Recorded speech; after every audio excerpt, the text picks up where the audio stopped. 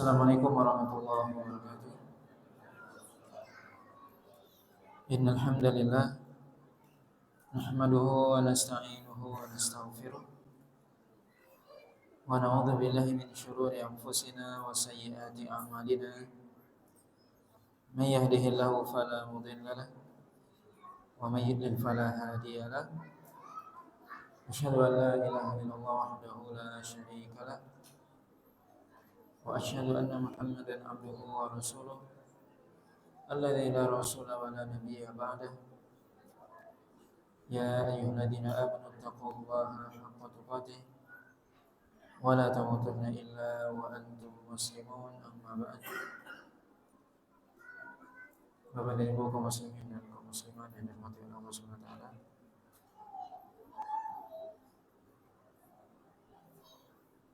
Pada malam hari ini kita lanjutkan pembahasan dari tafsir surah Ibrahim. Dimulai dari ayat yang ke-24, Allah Subhanahu wa taala berfirman, A'udzu billahi minasyaitonir rajim. Alam tara kaifa daraballahu mathalan kalimatan thayyibah kasyajaratin thayyibatin asluha thabitun wa far'uha fis sama' tu'ti ukulaha kulla hinin bi'idni rabbiha wa yadribullahu al-amthala lin-nasi la'allahum yatadhakkarun. Wa mathalu kalimatin khabithatin kasyajaratin khabithatin ijtussat min fawqil ard ma laha min qarar. Allah SWT dalam ayat yang mulia ini mengatakan, tidakkah engkau melihat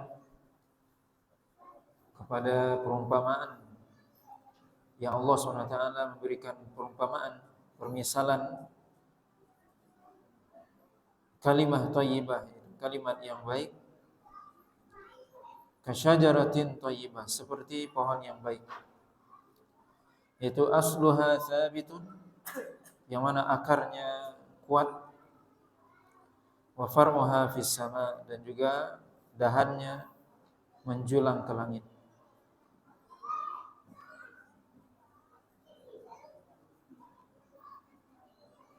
Al-Imam Ibnu Katsir menyebutkan dalam tafsirnya perkataan Abdullah bin Abbas, makna dari kalimah thayyibah yaitu kalimah la ilaha illallah, di mana Allah SWT memberikan dalam ayat ini perumpamaan kalimah thayyibah, yang mana makna kalimat thayyibah adalah kalimat tauhid, kalimat la ilaha illallah, bahwasanya tidak ada yang berhak diibadahi kecuali hanya Allah semata. Kata Allah, kasyajaratin thayyibah, seperti pohon yang baik, di mana secara umum dalam ayat ini Allah SWT memberikan permisalan kalimah thayyibah seperti pohon yang baik,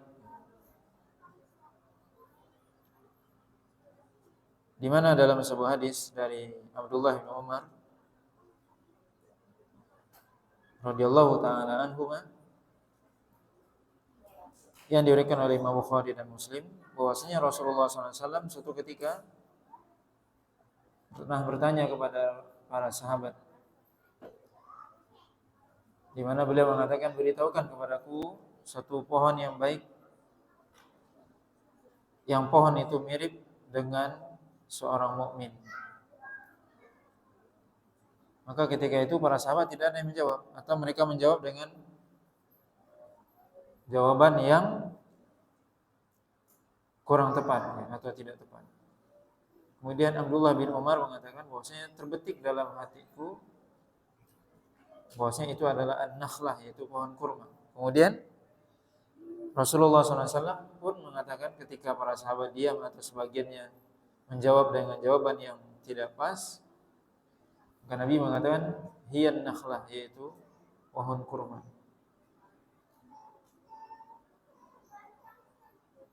di mana setelah majelis tersebut Abdullah bin Umar mengatakan kepada bapaknya Umar bin Khattab, "Wahai bapakku, sungguhnya tadi ketika Rasul bertanya, sebenarnya aku tahu jawabannya. Terbetik dalam benakku itu adalah pohon kurma." Kata Umar, "Kenapa kamu tidak bicara?" Maka kata beliau, "Aku melihat Abu Bakar dan Umar, para sahabat senior diam, maka aku pun diam." Ini bisa kita lihat bagaimana adab sahabat. Abdullah bin Umar masih kecil ketika melihat bapaknya dan juga yang seumuran dengan bapak beliau diam, maka beliau tidak menjawab juga. Ini adabnya dalam majelis. Ketika berbicara yang didahulukan yang berilmu atau yang lebih tua.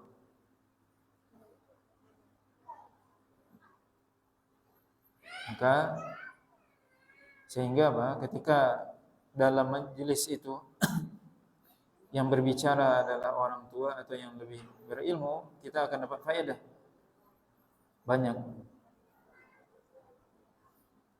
dibanding dengan semua orang berbicara tanpa ilmu. Tentunya bukan ilmu yang didapat atau faedah yang didapat, justru yang didapat adalah bisa jadi fitnah dan syubhat dan sebagainya. Itu yang kita tentunya juga harus berhati-hati, baik dalam majelis ilmu, ya dalam majelis yang offline ataupun online. Tidak semua orang berbicara, tidak semua orang berkomentar, kecuali yang berilmu. Maka Abdullah bin Umar di sini tidak menjawab, padahal beliau tahu jawabannya, pas jawabannya, sebagaimana yang disebutkan oleh Nabi SAW. Tapi itu kita bisa lihat adab para sahabat. Para ulama menjelaskan Rasulullah SAW menyebutkan bahwasanya menyamakan, memisalkan seorang muslim dengan pohon kurma. Di mana para ulama menjelaskan bahwasanya pohon kurma itu buahnya bermanfaat, batangnya, pelepahnya, semua yang ada di kurma itu bermanfaat. Begitulah mestinya seorang muslim. Tidak ada yang tidak bermanfaat dari dirinya. Dia memberikan manfaat kepada orang lain. Makanya Nabi SAW mengatakan, "Khairukum anfa'ukum linnas." Sebaik-baik anda adalah orang yang dia memberikan manfaat kepada orang lain. Begitu seorang mukmin. Allah SWT mengatakan dalam ayat yang mulia ini, perumpamaan kalimah thayyibah, yaitu kalimat tauhid, seperti pohon yang baik.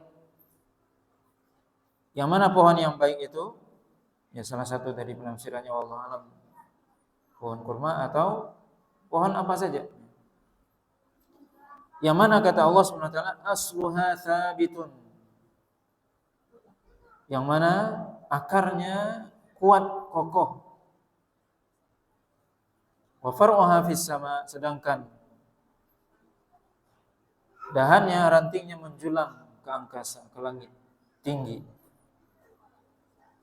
Apa maksudnya? Bahwasanya seorang mukmin di dalam dirinya terhunjam, tertanam akidah tauhid yang kuat, yang mana dengan akidah tauhid itu dia tidak mudah goyang, tidak mudah terombang-ambing dengan berbagai macam fitnah, syubhat dan syahwat. Maka itu orang mukmin, maka itu orang yang bertauhid kepada Allah SWT. Bagaimana dan tauhidnya yang kuat bisa menangkis, bisa membuat dia sabit, kokoh, tegar menghadapi berbagai macam fitnah, syubhat dan syahwat. Semakin kuat tauhid seseorang, maka dia semakin kuat menghadapi berbagai macam rintangan, badai, fitnah. Tapi semakin tidak kuat tauhid seorang, maka orang akan mudah terombang-ambing. Maka kita bisa lihat sendiri bagaimana seorang yang dia bertauhid yang benar, berilmu dengan ilmu agama yang benar, yang dia tidak mudah terombang-ambing. tidak mengikuti seperti burung beo. Orang mengatakan A, dia ikut juga A.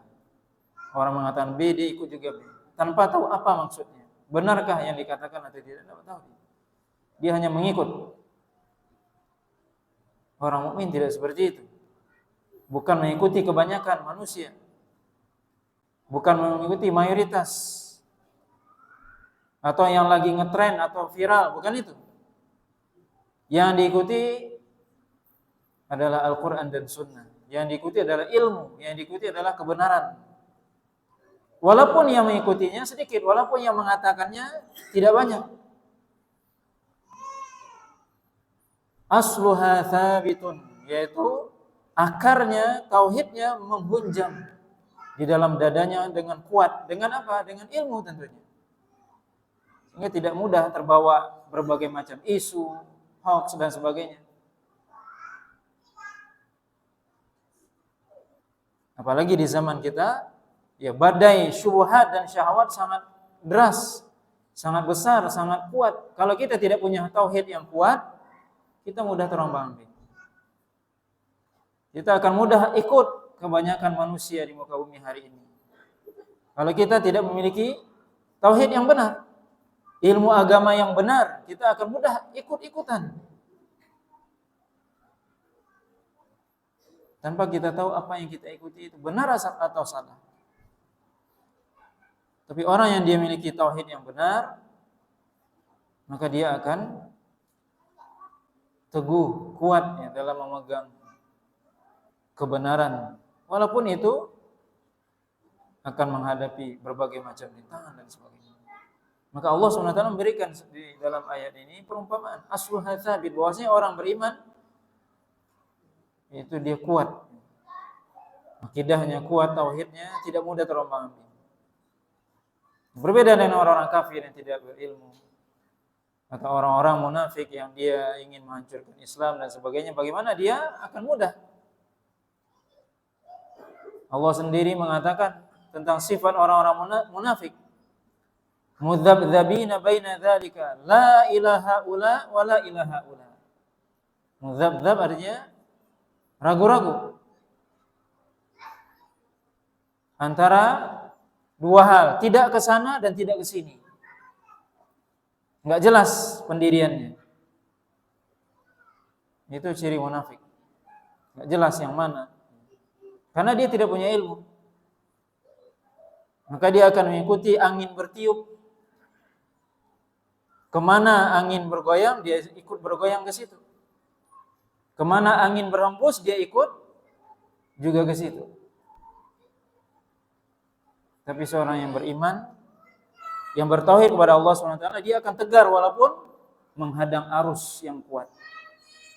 Walaupun harus menyelisihi kebanyakan manusia. Karena yang dipegang adalah kebenaran. Dan memang kita lihat orang yang itu dikatakan akar itu kuat kalau memang dia bisa menahan arus, melawan arus, itu baru dikatakan kuat ya. Dan itu adalah ujian. Tidak mungkin akar itu dikatakan kuat kalau dia tidak melawan arus. Mampu dia melawan arus yang keras, yang kencang, teruji keimanan. Maka Allah SWT memberikan sebuah perumpamaan di sini bahwasanya orang yang bertauhid kepada Allah SWT pasti mendapatkan berbagai macam rintangan dan sebagainya. Tapi dia dengan ilmunya, dengan tauhidnya, dengan imannya tsabitun, tetap. Kemudian apa? Wa far'uha fis sama, dan buahnya, rantingnya, dahannya menjulang ke angkasa, memberikan faedah. Maka orang beriman, dia memiliki akidah yang kuat, kemudian dia memiliki amal soleh yang bermanfaat buat dirinya dan orang lain. Imannya kuat, tauhidnya kokoh, kemudian dia memiliki amalan, memiliki buah. Buah itu adalah amalan. Buah dari tauhid adalah amalan, baik berupa lisan ataupun perbuatan yang memberikan manfaat, faedah buat dirinya ataupun orang lain. Wa far'uha fis sama. Ketika dahannya menjulang ke angkasa, bisa orang berteduh di bawahnya, memberikan faedah kepada orang lain. Maka ini ciri orang beriman. Ini perumpamaan orang beriman yang disebutkan oleh Allah SWT. Di mana amal soleh itu adalah buah dari tauhid. Maka kalau ada orang yang bertauhid amalannya tidak soleh, berarti ada yang salah dari tauhidnya, dari imannya. Mestinya ketika seorang imannya kuat, amalannya bagus. Allah SWT katakan, ilaihi yas'adul kalimut thayyibu wal amalus sholihu yarfa'u. Kepada Allah lah dinaikkan seluruh amal soleh dan juga perkataan yang baik. Maka orang yang bertauhid, amalannya soleh, perkataannya baik. Amalnya soleh, bermanfaat buat orang, kemudian juga mengatakan perkataan yang baik, yang bermanfaat. Allah SWT katakan dalam ayat selanjutnya, tu'ti ukulaha kulla hinin bi'idni rabbiha.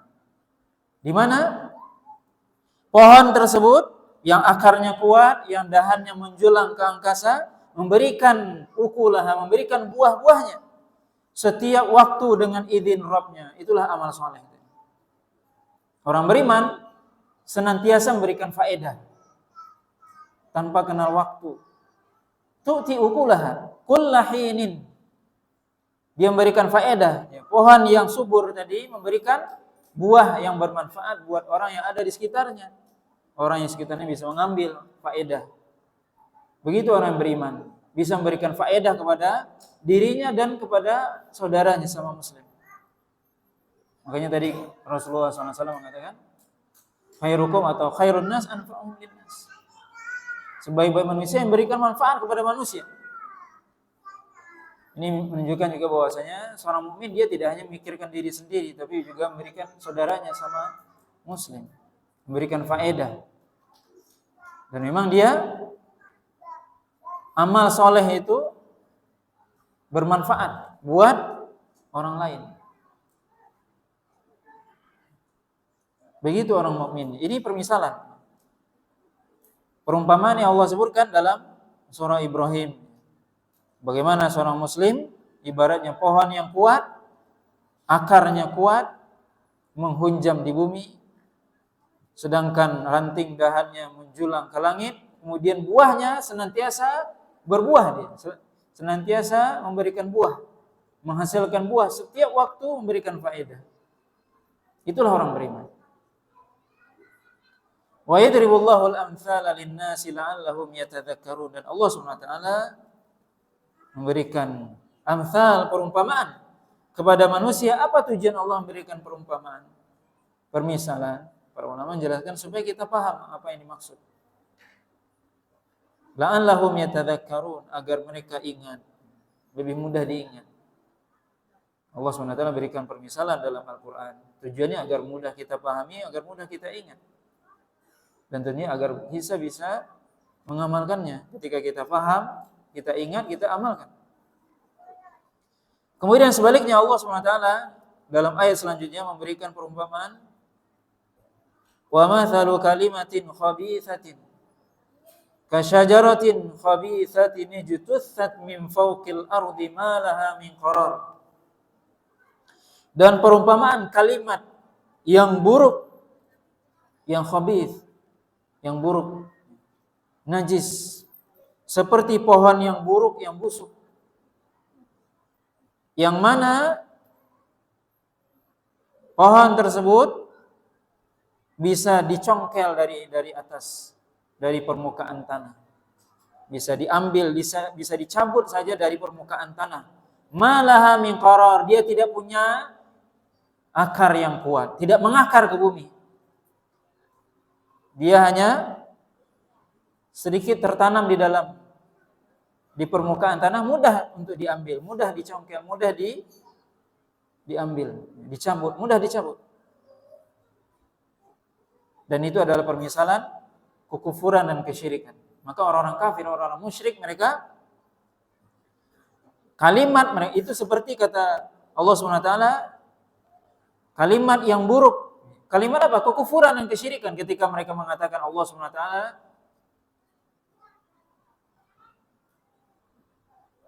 atau sembahan lebih dari satu. ketika mereka menyekutukan Allah SWT. Ini adalah perkataan yang buruk dan busuk. Orang yang melakukan kesyirikan, kekufuran, ibaratnya apa? Mengatakan perkataan atau melakukan sebuah perbuatan yang buruk dan busuk. Seperti pohon yang busuk dan buruk juga. Dimana disebutkan bahwasanya pohon itu dikatakan pohon handol, pohon yang dia sangat busuk dan dia di permukaan tanah gampang mengambilnya. Menunjukkan apa? Dia tidak mengakar. Ketika dia memiliki bau yang busuk, semua orang menjadi apa? Tidak nyaman dengan dia.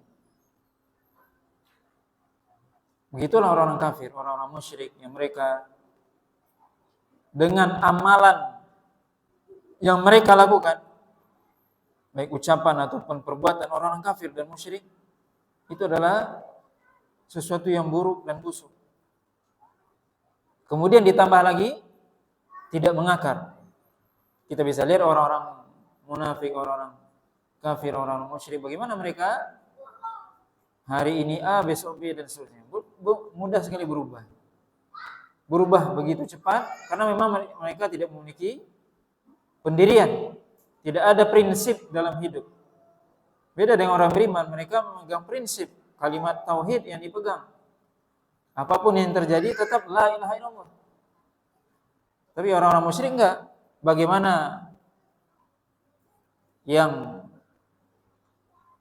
laku sekarang, yang terkenal sekarang, yang viral sekarang, itu yang diikuti. Bagaimana arusnya, kemana anginnya, begitu yang diikuti. Ini perumpamaan orang-orang musyrik. Orang-orang kafir yang mereka tidak memiliki pendirian, tidak memiliki prinsip dalam hidup. Karena memang mereka tidak mengenal Allah SWT. Maka orang kalau tidak mengenal Allah, tidak memiliki agama yang benar, pemahaman agama yang benar, maka mereka akan terombang-ambing, mengikuti arus, angin dan sebagainya. Mudah terbawa, tidak memiliki pendirian, mengikut kebanyakan orang. Termasuk apa yang dia lakukan ya tidak benar, tidak baik.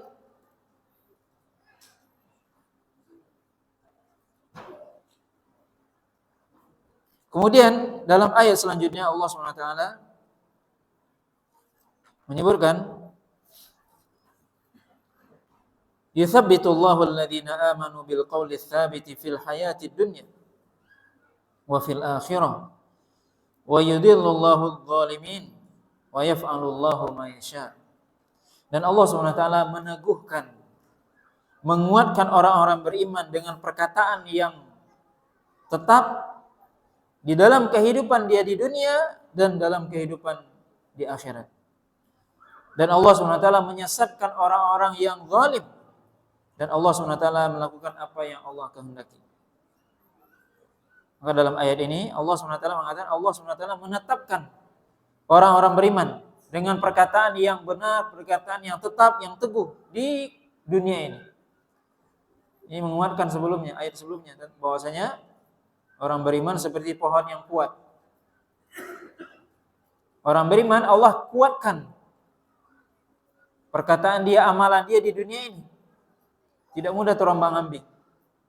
Bagaimana dia bisa tetap memegang agama yang benar, pemahaman yang benar, walaupun dia menghadapi berbagai macam bentuk fitnah, syubhat dan syahwat dan sebagainya di dalam kehidupan dunia. Maka ayat ini menunjukkan bahwasanya siapa yang bisa membuat kita bisa tetap tegar, istiqomah, hanya Allah.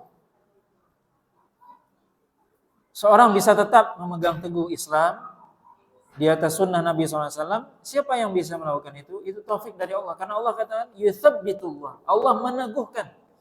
Kalau Allah tidak meneguhkan, bisa jadi apa? Ya, seorang itu akan mudah terbawa dengan arus yang begitu deras, dengan angin yang begitu kencang, dengan badai yang begitu dahsyat. Mudah. Kalau Allah tidak meneguhkan, sulit kita untuk bisa istiqomah di zaman fitnah. Istiqomah di zaman fitnah itu butuh taufik dari Allah SWT. Kalau Allah tidak meneguhkan, sulit. Maka kita baca ayat ini, yuthabbitullah. Allah SWT meneguhkan, menjadikan orang beriman teguh, tegar dengan perkataan yang benar dalam kehidupan dunia. Makanya kita senantiasa meminta kepada Allah agar diberikan taufik hidayah. Senantiasa Allah SWT menjaga hati kita. Nabi mengatakan dalam doanya, ya musarrifal qulub, sarrif qalbi ala taati, wahai yang memalingkan hati, palingkan hatiku dalam ketaatan kepada Engkau. Ya muqallibal qulub, tsabbit qalbi ala dini, wahai yang membolak-balikkan hati, teguhkan hatiku dalam agama Engkau. Kenapa? Kalau kita bisa bayangkan hari ini, kita nggak usah bicara jauh. Hari ini kita, kalau kita tidak punya keimanan yang kuat, kalau Allah tidak menolong kita, kita terbawa arus. Jangan kita merasa, oh saya imannya sudah kuat, oh saya sudah lama ngaji, oh saya sudah hebat. Tidak.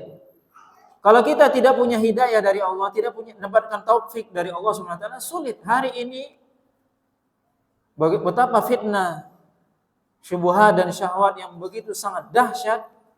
Kalau Allah tidak memberikan kita taufik, nggak bisa. Sulit. Itu adalah ujian kita zaman ini. Zaman kita fitnahnya sangat dahsyat. Ya Nabi SAW sendiri menyebutkan bahwanya fitnah itu di akhir zaman sangat dahsyat. Bagaimana orang memegang agamanya seperti dia memegang bara, kata Nabi SAW. Yang menunjukkan apa? Tantangan yang begitu dahsyat, begitu kuat. Maka kita banyak-banyak berdoa kepada Allah SWT. Dalam sujud kita, dalam setiap sholat, minta kepada Allah agar kita diteguhkan hatinya. Karena apa? Yuthabbitullah. Allah yang menguatkan, Allah yang meneguhkan. Kalau tidak, bagaimana kita bisa melihat mungkin kadang di depan, di belakang, kanan, kiri kita, teman, apa semua, mungkin bisa jadi berubah dan sebagainya. Kalau kita tidak kuat, kita akan ikut mereka, kebanyakan manusia. Makanya dikatakan apa? Oleh para ulama, wala tastauhish biqillatis salikin. Jangan merasa Anda asing atau merasa ngeri ketika yang melewati jalan itu hanya sedikit. Kebanyakan orang tidak menempuh jalan itu, hanya sedikit yang menempuh. Kata para ulama, wala tastauhish. Jangan merasa ngeri, merasa asing atau merasa takut untuk mengikuti jalan itu, walaupun yang mengikutinya hanya sedikit. Sebaliknya, wala taghtar bikathratis salikin wa bikasratil halikin. Jangan tertipu dengan banyaknya orang yang mengikuti.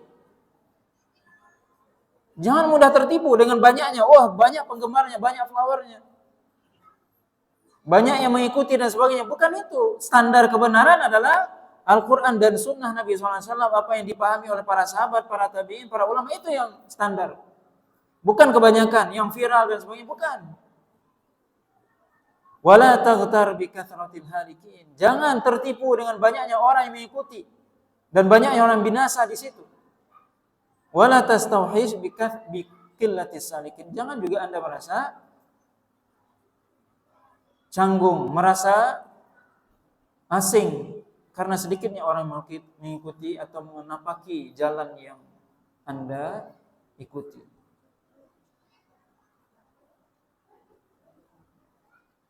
Karena tentunya jalan kebenaran itu terjal banyak rintangan, banyak onak dan duri, dan sedikit orang yang melaluinya. Sedangkan jalan menuju neraka, jalan menuju maksiat dan dosa, bertabur bunga dan menurun. Makanya Nabi SAW mengatakan, huffatun nar bisyahawat wa huffatil jannah bil makari. Jalan menuju neraka dihiasi dengan apa? Syahwat, sesuatu yang disukai oleh hawa nafsu.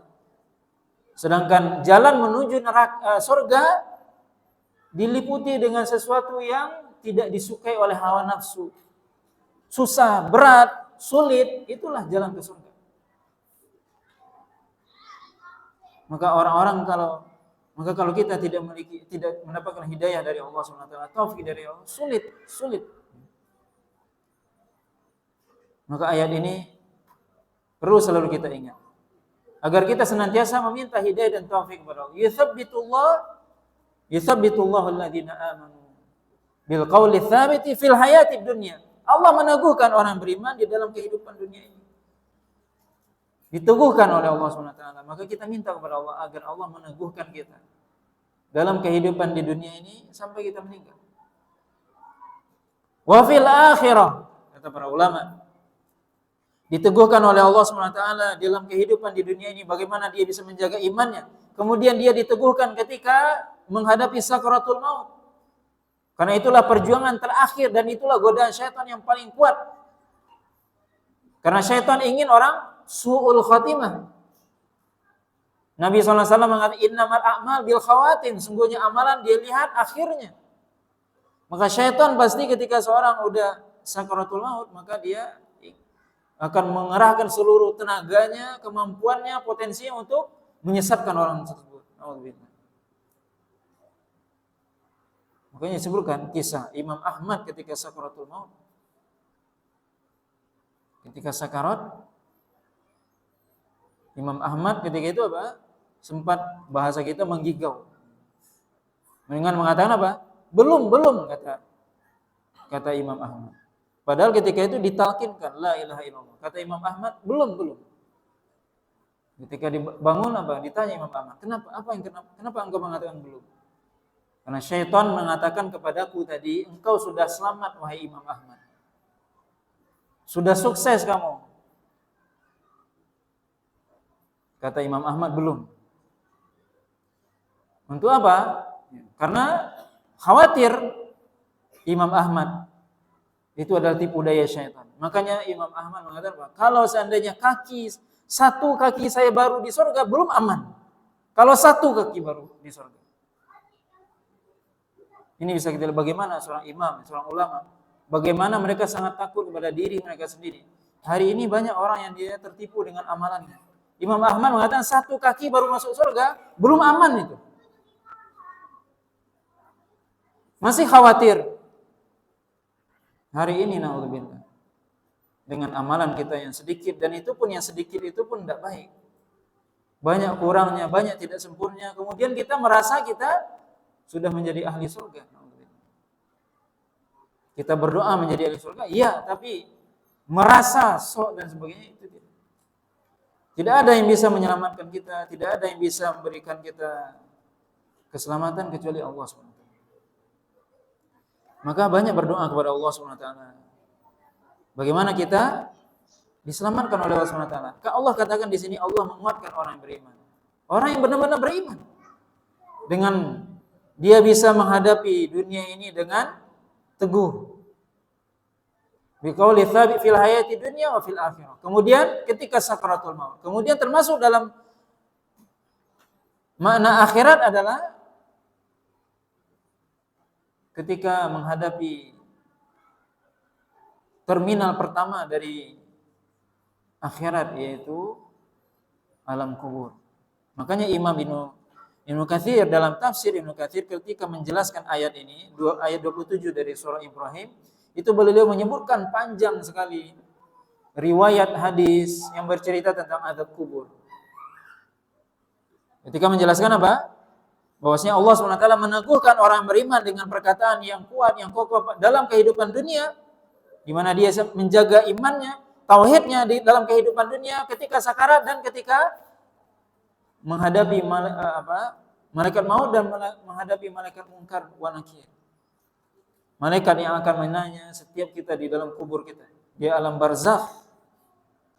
Maka Imam Ibnu Katsir menyebutkan banyak sekali riwayat tentang fitnah kubur. Ini disebutkan ya. Mungkin kita akan baca satu tapi cukup panjang ya, enggak apa-apa kita baca.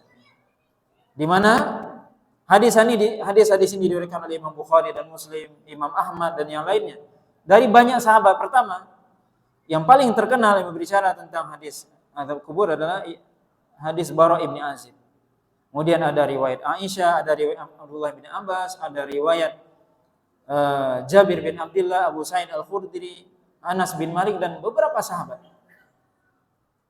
Yang menunjukkan apa? Bahwasanya fitnah kubur itu ada. Dan ini membantah sebagian orang-orang Mu'tazilah dan orang-orang yang mengikuti Mu'tazilah, pemikirannya liberal dan sebagainya, mengatakan tidak ada itu fitnah kubur. Maka ayat ini ditafsirkan oleh Nabi SAW dalam hadis yang banyak. Bahwasanya Rasulullah SAW dalam hadis Bara' bin Azib radhiyallahu ta'ala anhu bercerita, di mana Bara' bin Azib bercerita ketika Rasulullah SAW, kami suatu hari keluar bersama Rasulullah SAW mengantarkan jenazah seorang laki-laki Ansar. Ketika kami sampai di pekuburan, ketika itu belum selesai sahabat untuk menggali lahatnya. Kemudian Rasulullah pun duduk di sekitar di dekat kuburan. Kami pun duduk di sekeliling Nabi SAW. Kemudian seolah-olah di atas kepala kami ada burung, maksudnya sahabat saking khidmatnya ketika itu tidak bergerak kepalanya. Kemudian Nabi SAW mengatakan, Ista'idhu billahi min adzabil qabri. Berlindunglah kepada Allah SWT dari azab kubur. Ista'idhu billahi min adzabil qabri. Kata Nabi SAW, berlindunglah kalian kepada Allah dari azab kubur. Nabi SAW ulang sampai 2 kali atau 3 kali. Nabi SAW mengatakan, sesungguhnya seorang hamba mukmin ketika akan datang ajalnya, ketika akan dia meninggalkan dunia dan akan pergi menghadapi akhirat, alam akhirat, maka turun kepadanya para malaikat dari langit yang wajahnya putih berseri seperti matahari, yang mereka membawa kain kafan dari surga dan membawa minyak wangi dari surga.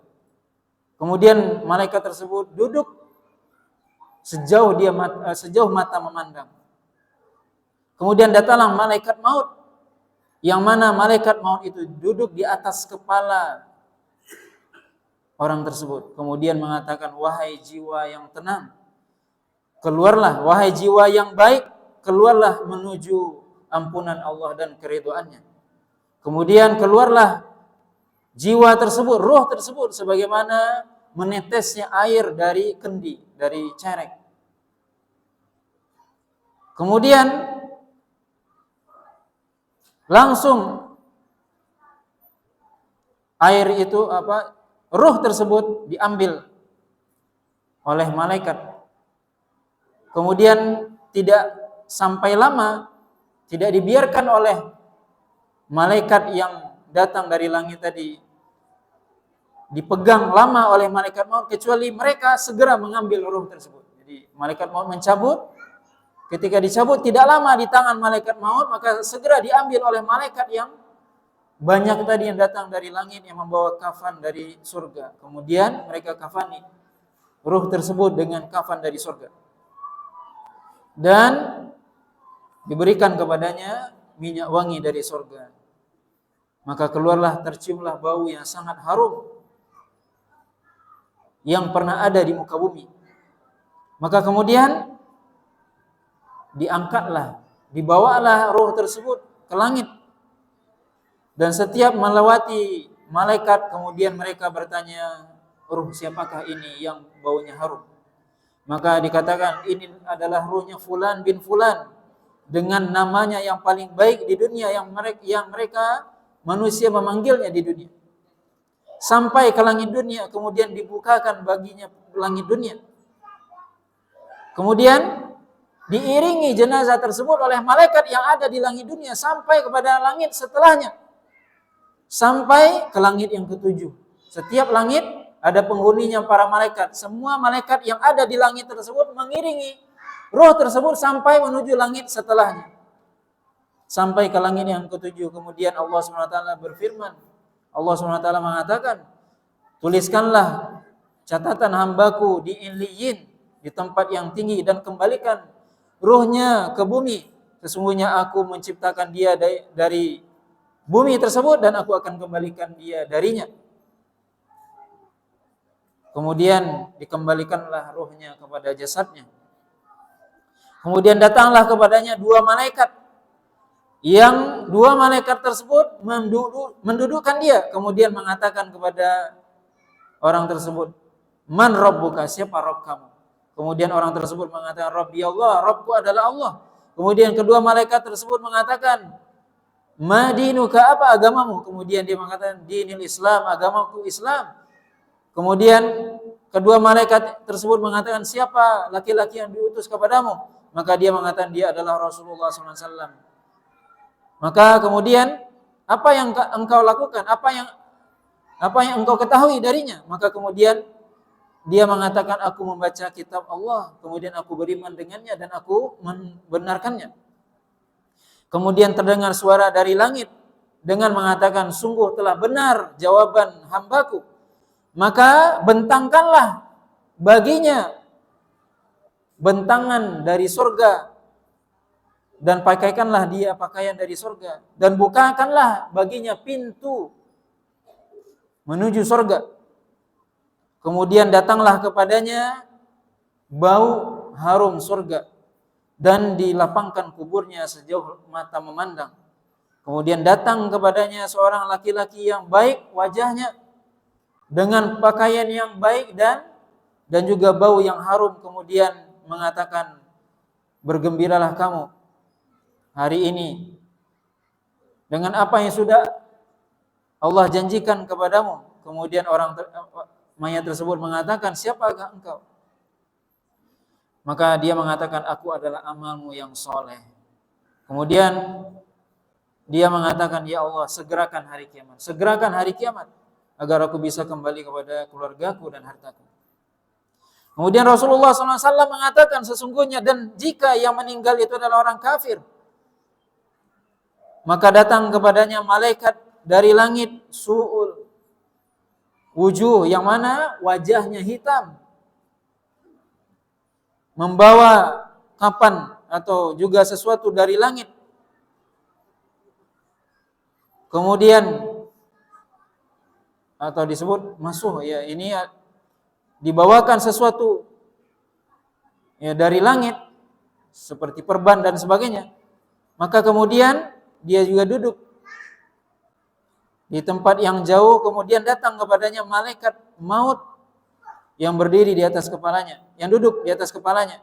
Kemudian mengatakan kepada orang tersebut, wahai jiwa yang kotor, wahai jiwa yang busuk, keluarlah menuju kemarahan Allah dan menuju kemurkaan Allah SWT. Maka kemudian ruhnya tersebar di jasadnya. Artinya dia tidak mau keluar. Kemudian ditarik oleh malaikat tersebut seperti menarik besi yang tertancap di kulit domba yang basah. Maka kemudian ditarik dan diambil oleh malaikat maut. Kemudian tidak dibiarkan di tangan malaikat maut tersebut, kecuali diambil segera oleh malaikat yang datang dari langit tadi. Kemudian dia disimpan atau diberikan kepada dia kain kafan yang buruk. Keluarlah darinya bau yang sangat buruk yang pernah ada di muka bumi ini. Kemudian dia akan dibawa menuju langit. Kemudian melewati malaikat, kemudian ditanya, apakah ruh siapa yang baunya sangat busuk ini? Kemudian dikatakan baunya ini adalah ruhnya Fulan bin Fulan, yang disebutkan namanya yang paling buruk yang pernah dipanggil dia dengannya di dunia, sampai dibawa ke langit yang pertama, kemudian tidak dibukakan pintu langit. Kemudian Rasulullah SAW membaca firman Allah SWT dalam surah Al-A'raf ayat yang ke-40, la tuftahu lahum abwabus sama wa la yadkhulunal jannah hatta yalijal jamalu fi sammil khiyat. Itu orang-orang kafir tidak dibukakan baginya pintu langit dan tidak dimasukkan dia ke dalam surga sampai unta bisa masuk ke dalam lubang jarum, kata Allah SWT. Ini Allah SWT sebutkan dalam Al-A'raf. Kemudian Allah SWT mengatakan, tuliskanlah kitabnya di sijjin, di bumi yang paling bawah. Kemudian dia dilemparkan dengan lemparan yang sangat kuat, sebagaimana Allah sebutkan. Kemudian Rasulullah SAW membaca firman Allah dalam surah Al-Hajj ayat yang ke-31. Wa may yusyrik billah faka'annama kharra minas sama' fatakhtafuhu at-tayr aw tahwi bihi ar-rihu fi makanin sahih. Orang yang syirik kepada Allah SWT, maka dia seperti orang yang dia terjatuh dari tempat yang tinggi, dari langit, kemudian disambar oleh burung, kemudian dia diterpa oleh angin yang sangat kencang ke tempat yang begitu jauh di bawah. Kemudian dikembalikan ruhnya ke jasadnya. Kemudian datang kepada dia dua malaikat. Kemudian dua malaikat itu bertanya kepada dia, mendudukkan dia dan mengatakan, siapa Rabb kamu? Kemudian dia mengatakan, saya tidak tahu. Apa agamamu? Dia mengatakan tidak tahu.